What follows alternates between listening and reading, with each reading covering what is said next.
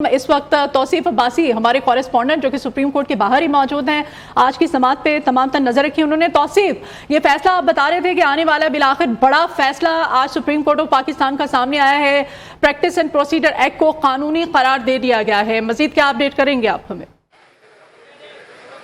جی مدیحہ، یہ ابھی supreme court of Pakistan میں فل کورٹ بینچ نے، جس کو chief justice of Pakistan head کر رہے تھے، انہوں نے یہ فیصلہ سنا دیا ہے۔ 8-7 کے تناسب سے سپریم کورٹ آف پاکستان کے لارجر فل کورٹ نے یہ فیصلہ سنایا ہے کہ supreme court practice and procedure bill کے خلاف جو درخواستیں تھیں انہوں نے مسترد قرار دے دیا ہے، اور انہوں نے کہا ہے کہ اس میں جو اپیل کا حق ہے وہ بھی نہیں دیا، پرانی طریق سے جو اپیل کا حق ہے اس کو مسترد قرار دے دیا گیا ہے۔ اس میں جسٹس اعجاز الحسن، جسٹس منیب اختر، جسٹس مزار علی نقوی، جسٹس عائشہ ملک، جسٹس شاہد وحید نے ڈسنٹ نوٹ اپنا لکھنا ہے۔ جو 7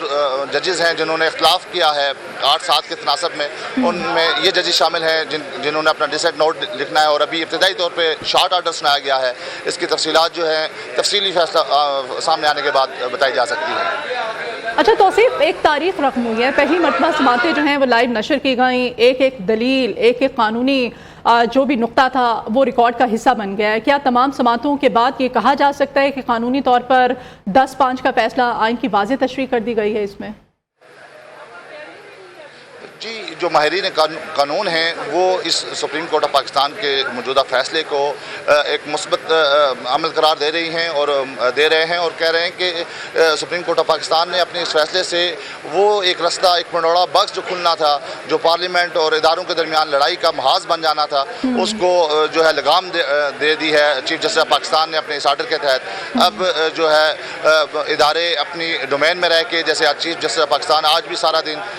اپنے ریمارکس میں بتاتے رہے ہیں کہ ہمیں ایک دوسرے کو لیٹ ڈاؤن کرنے کے بجائے ساتھ لے کے چلنا ہے، تو سپریم کورٹ آف پاکستان نے، چیف جسٹس آف پاکستان نے جو 8 رکنی 8-7 کے تناسب سے جو فیصلہ سنایا ہے، اس میں انہوں نے پارلیمنٹ کی سپرمیسی اور بالادستی کو جو ہے ایکسیپٹ کیا ہے، اور انہوں نے جو پارلیمنٹ کی قانون سازی تھی سپریم کورٹ کے حوالے سے، اس کے خلاف جو درخواستیں تھیں اس کو مسترد قرار دیا ہے۔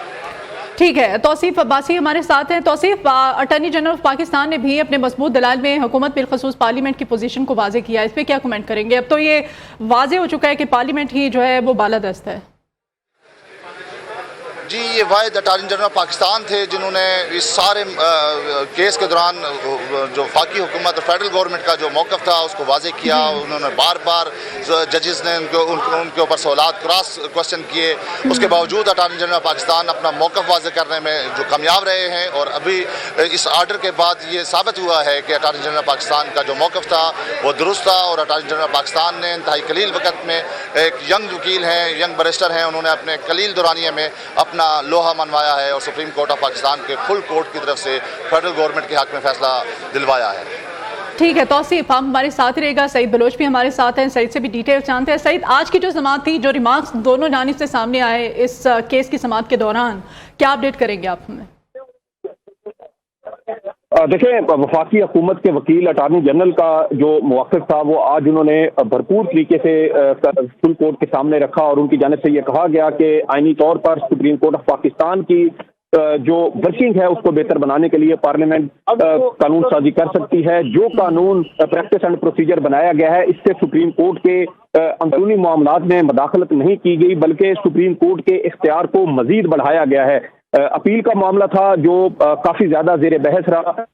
کیونکہ جو قانون تھا اس کے اندر ایک شق یہ شامل تھی کہ فریقین سپریم کورٹ کے فیصلوں کے خلاف اپیل دائر کر سکیں گے۔ اسی حوالے سے ایک اور قانون جو وفاقی حکومت کی جانب سے review of judgments and orders act بنایا گیا تھا، اس کو سپریم کورٹ اگست کے مہینے میں کالعدم قرار دے چکی ہے، کیونکہ سپریم کورٹ کے 3 رکنی بینچ کا وہ فیصلہ تھا کہ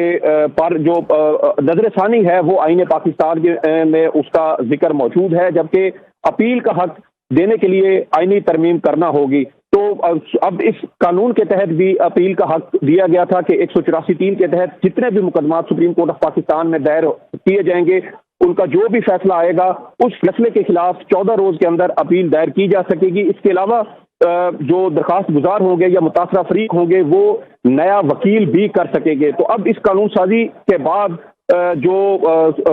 مسائلین ہیں جو آرٹیکل 184(3) کے تحت متاثرہ فریق بنتے ہیں، وہ اب سپریم کورٹ آف پاکستان میں अपील दायर कर सकेंगे और सुप्रीम कोर्ट का ये तारीखी फैसला यकीनन पार्लियामेंट की बालादस्ती को तस्लीम करने का एक बहुत बड़ा कदम है, क्योंकि पार्लियामेंट के अलावा जो सुप्रीम कोर्ट के जज साहबान हैं या जो वकला तंजीमें हैं वो भी बाजी में बार बार ये मुतालबा करती रही हैं कि इख्तियारात फर्द वाहिद के पास नहीं होने चाहिए, बल्कि ये इख्तियारात चीफ जस्टिस के इख्तियारात को रेगुलेट किया जाना चाहिए। आज भी केस की समाअत के दौरान आर्टिकल 184(3) के इस्तेमाल का जिक्र हुआ कि किस तरीके से माजी में आर्टिकल 184(3) को इस्तेमाल करते हुए मुल्क को नाकाबिले तलाफी किस्म का नुकसान पहुंचाया गया। आज दौरान समाअत अटार्नी जनरल की जानिब से पाकिस्तान स्टील मिल्स केस का हवाला दिया गया और उनकी जानिब से कहा गया कि वो केस भी आज खुद नोटिस के तहत आर्टिकल 184(3) के तहत सुना गया था, जिसमें पाकिस्तान को आलमी सतह पर $6.5 अरब का जुर्माना जो है वो अदा करना था, लेकिन गुज़श्ता हुकूमत के जो कोशिश थी उसकी वजह से वो जुर्माना वेव ऑफ किया गया। तो ये वो तमाम मामलात थे जो आर्टिकल 184(3) के साथ मुंसलिक थे, जिसकी वजह से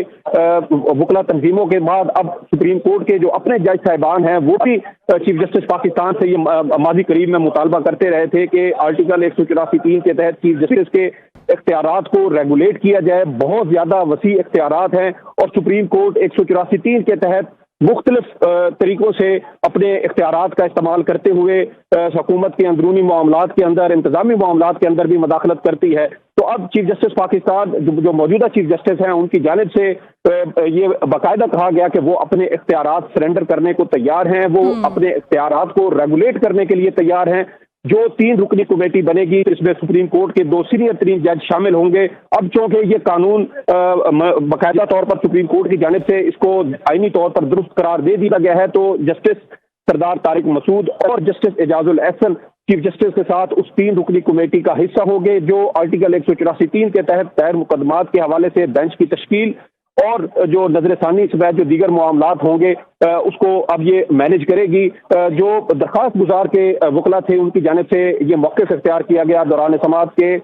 ये जो बेंचेस की तश्कील करार देने का मामला है, दर हकीकत पार्लियामेंट ने जो मास्टर ऑफ रोस्टर या बेंचेस तश्कील देने का इख्तियार है वो सुप्रीम कोर्ट से या चीफ जस्टिस से लेकर अपने पास रख लिया है, जिस पर अटार्नी जनरल की जानिब से इस जो नुक्ता था ये इस दलील की उसकी नफी की गई और कहा गया कि पार्लियामेंट ने मास्टर ऑफ रोस्टर का इख्तियार अपने पास नहीं रखा बल्कि सुप्रीम कोर्ट के ही 3 जजेस के हवाले किया है। पहले ये इख्तियार सिर्फ चीफ जस्टिस के पास था और अब सुप्रीम कोर्ट के जो 2 सीनियर तरीन जज होंगे वो भी इस 3 रुकनी कमेटी का हिस्सा होंगे और ये 3 रुकनी कमेटी फैसला करेगी कि कौन सा बेंच जो है वो तश्कील दिया जाएगा और कौन कौन से जज उस बेंच में शामिल होंगे। चीफ जस्टिस ऑफ पाकिस्तान का ये बड़ा वाज़ेह मौक़िफ़ था कि हमने माजी करीब में ये देखा है कि सुप्रीम कोर्ट में दायर दरखास्तों पर कई साल तक समाअत नहीं होती। जो फुल कोर्ट का इजलास था सुप्रीम कोर्ट का इंतजामी फुल कोर्ट इजलास वो साबिक चीफ जस्टिस आसिफ सईद खोसा के दौर में 2019 में मुनक़िद हुआ था और उसके बाद अब तक फुल कोर्ट इजलास भी तलब नहीं किया गया था, जिसके तहत सुप्रीम कोर्ट में रूल्स में तरामीम की जाती या वो तमाम जो कानूनी नुक्ते या जो कानून सही तमाम तर बड़े दलाल के बाद आज का ये जो बड़ा फैसला है इससे पार्लियामेंट की बालादस्ती जो है वो तो वाज़ेह हो जाती है। कुछ जजिस की जानिब से एतराज़ भी उठाया गया, मुखालफत भी की गई इस फैसले की, इस बारे में क्या कमेंट करेंगे आप? जी 5 जजेस हैं जिन्होंने इस कानून को गैर आईनी करार देते हुए इसको कलअदम करार दिया है, जिनमें justice Ejazul Ehsan, justice Munib Akhtar, justice Mazahir Naqvi, justice Ayesha Malik और जस्टिस शाहिद वहीद शामिल हैं। ये 5 जजेस हैं जिन्होंने इन दरखास्तों को मंजूर करते हुए supreme court practice and procedure कानून को कलअदम करार दिया है। लेकिन ये 5 जजेस अक़लियत में हैं। 10 जज साहिबान ने इस कानून के को दुरुस्त करार देते हुए इसके हक में ये फैसला दिया है और जो इख्तलाफ करने वाले जज साहिबान हैं उनका मौक़िफ़ ये था कि सुप्रीम कोर्ट के इंतज़ामी मामलात में मदाखलत नहीं की जा सकती। Master of the roster chief justice of Pakistan है और पार्लियामेंट ये इख्तियार चीफ जस्टिस से नहीं ले सकती। जबकि दूसरी जानिब जस्टिस आयशा मलिक का ये मौक़िफ़ था कि जो अपील का मामला है उसके ऊपर बार बार उनकी जानिब से सवालात किए गए और कहा गया कि ये फुल कोर्ट जो फैसला सुनाएगी दरखास्त इस फैसले के खिलाफ अपील कहाँ करेंगे, क्योंकि फुल कोर्ट ही सबसे बड़ी